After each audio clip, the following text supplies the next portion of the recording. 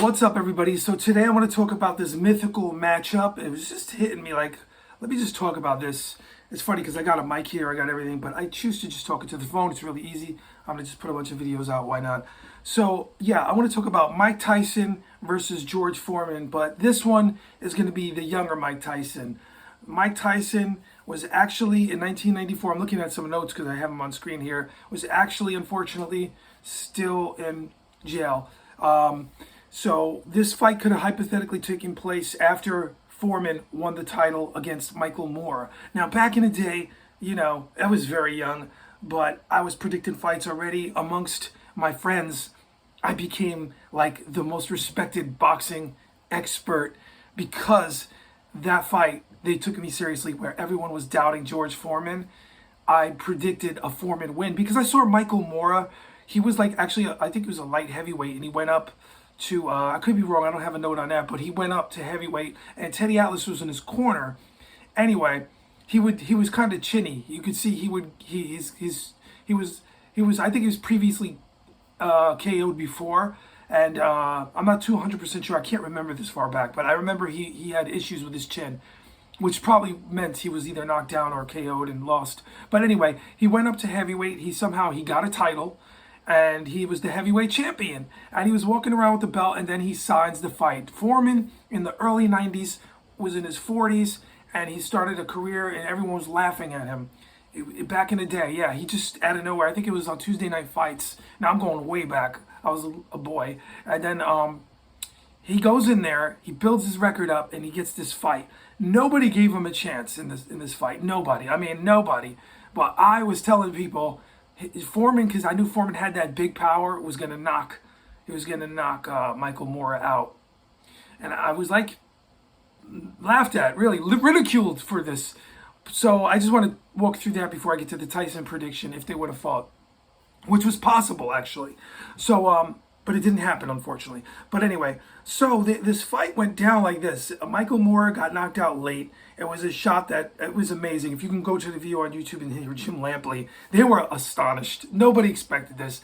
But like I said, I predicted the knockout because I saw Michael Moore had a weak chin, and I just felt that Foreman was going to come through and land that big punch, which he did. I think it was a right hand. It was amazing. He literally like slowed Moore up. Moore had a lot of issues psychologically, and Teddy Atlas did a great job at rebuilding him mentally, if you will. He knew a lot about the boxer's psychology. That's what makes Teddy Atlas really great, even though I said in a previous video I out-predicted him a lot, which is true in big fights. But anyway, he really took Michael Moore under his wing, and he was working with him, and unfortunately it all came to a crumbling, stunning upset win and end for Michael Moore, and a giant win that George Foreman at 45 won the heavyweight title. Wow. That's probably one of the reasons why so many of these fighters stick around for so long today, because they go back to that example. Well, George Foreman won the heavyweight title at age 45. He did it. And Michael Moore, by the way, I think he was about 27. Let me see. Yep, it says he was 20. He was born November 12th, 1967. So anyway, fast forward to the fight I want to talk about, because Mike Tyson got out of jail. He was released in 1995. He went into a fight by Don King, was a genius at promoting. He fought a guy who's basically like a cab driver. Nobody ever heard of, Peter McNeely. Don King hyped it up, as they do today with Jake Paul versus Tyson. You can hype anything up these days. I mean, come on. If you have a guy that could sell a boomer UFO from 1925 UFO films and sci-fi lore, and he tells you it's real with no evidence at all, and people buy into that, yeah. So they're gonna buy into a fight where Mike Tyson is almost 60 and he's fighting a Jake Paul. I mean, if you could sell anything to anyone with words, really.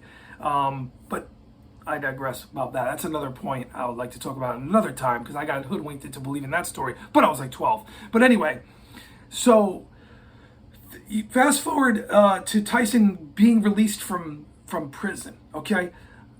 If I saw, no joke, I remember I saw a shirt back in the day in the early 90s, you'd see Mike Tyson shirts.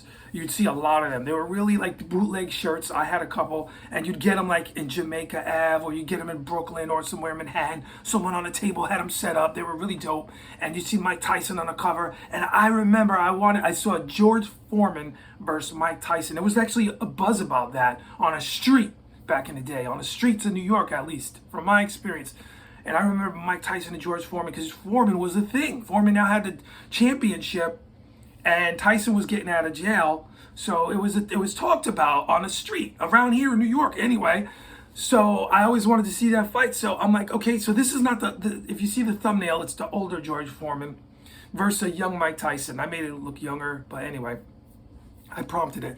So I'm going to break down this fight and who I think would have won that fight. George Foreman had so much power. I mean, amazing power, which Ali knew about.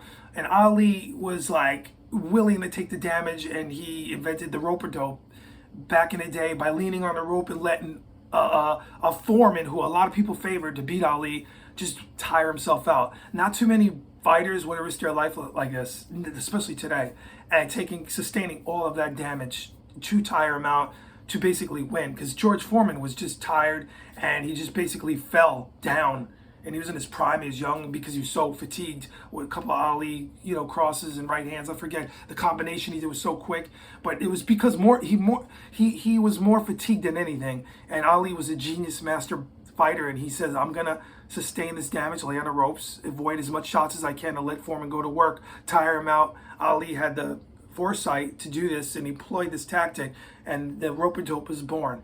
So now, when I look at Mike Tyson, a young, fluid Mike Tyson, of course he was shorter, he was a smaller heavyweight, going in there against the older George Foreman. Mike Tyson would, at a young age, was no Michael Moore. He didn't stand flat-footed in front of you. That's what Foreman employed, this tactic of making Michael Moore over the rounds kind of fight his fight. Just stand in front of him. He made him fall asleep, so to speak. He fought at Foreman's pace, and that's why Foreman snuck, from what I remember, the right hand in on him.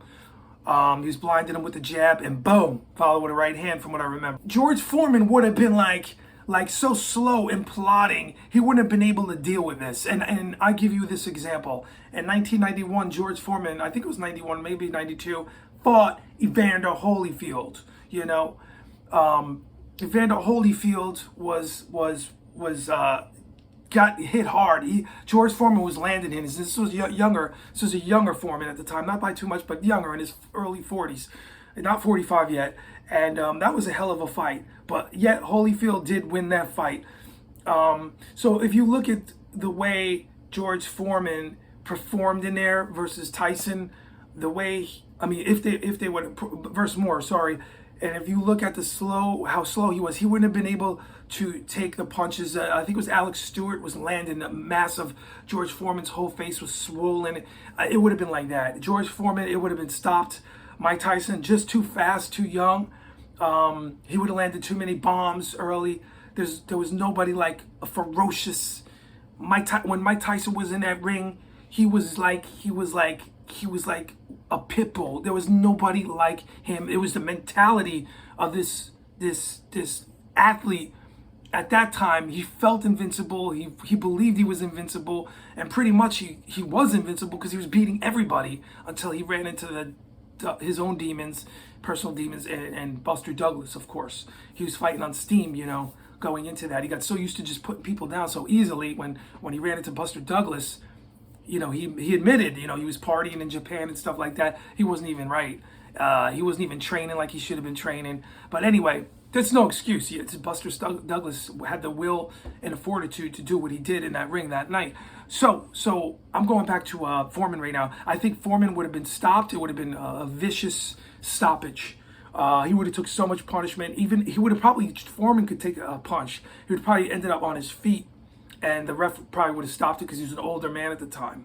I'd like to continue this video. Even if this video does really bad, I'd like to continue with a follow-up at some point with a young Mike Tyson versus a young George Foreman. That would be interesting. Anyway, I'm out of here.